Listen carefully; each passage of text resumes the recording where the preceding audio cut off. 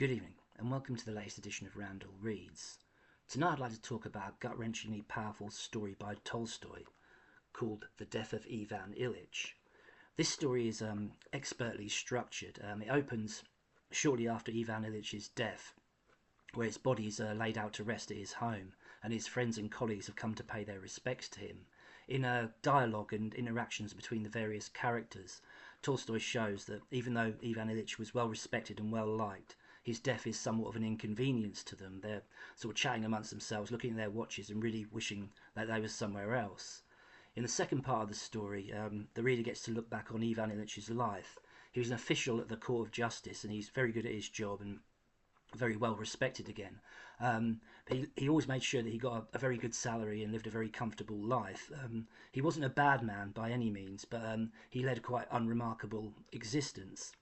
The final part of the story really concentrates on his unfortunate illness.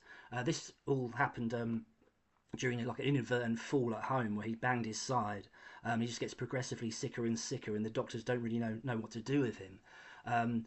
Eventually, his body starts to fail him. He can't get out of bed. He's in incredible pain. He has to have one of the servants to help him get to and from the toilet, and he starts to bemoan at God for forsaking him and how it's terrible. Why did this have to happen to him?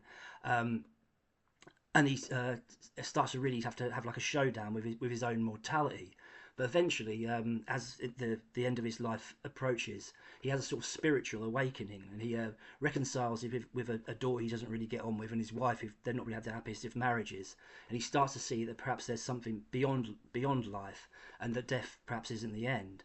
This is beautifully portrayed at the end of the story, where his young son dashes into his room and sort of buries his head in his father's chest, and Ivan Ilych sort of puts his hand on his head and can sort of see that perhaps that death isn't the end of our existence.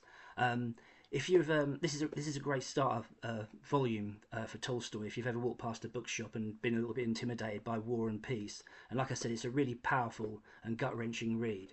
So that's my recommendation for this week. It's called The Death of Ivan Ilych by Tolstoy. Thank you for listening. Good evening.